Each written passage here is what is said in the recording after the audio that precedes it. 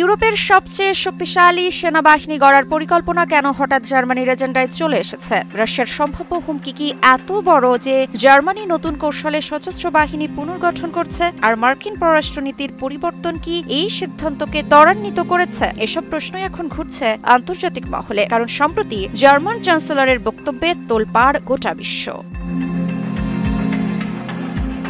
Chancellor Friedrich merge ঘোষণা দেন জার্মানির সেনাবাহিনী হবে ইউরোপের সবচেয়ে শক্তিশালী, কিন্তু বহু বছরের অবহেলা এই লক্ষ্য অর্জনকে কঠিন করেছে। তবে নতুন পরিকল্পনা অনুযায়ী 2035 সালের মধ্যে সৈন্য সংখ্যা বৃদ্ধি পাবে 1,80,000 থেকে 2,60,000-এর সঙ্গে আরও 2 লাখ রিজার্ভ বাহিনী যুক্ত হবে।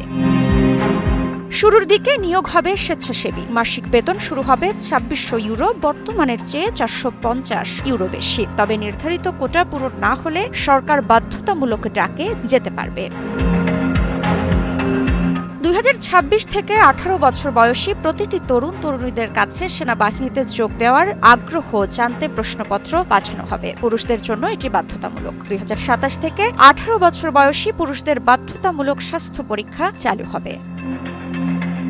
এ বিষয়ে বিশেষজ্ঞরা বলছেন, ইউরোপের কেন্দ্রে অবস্থান এবং সামরিক পুনর্গঠন জার্মানিকে মহাদেশের নিরাপত্তায় গুরুত্বপূর্ণ ভূমিকা দেবে। চ্যাথাম হাউসের ফেলো মিন্না অলান্ডার বলেন, নতুন সেনা সংখ্যা ইউরোপের জন্য শক্তিশালী বার্তা, যদিও বাস্তব ফলাফল দেখা যাবে 2030-এর পর।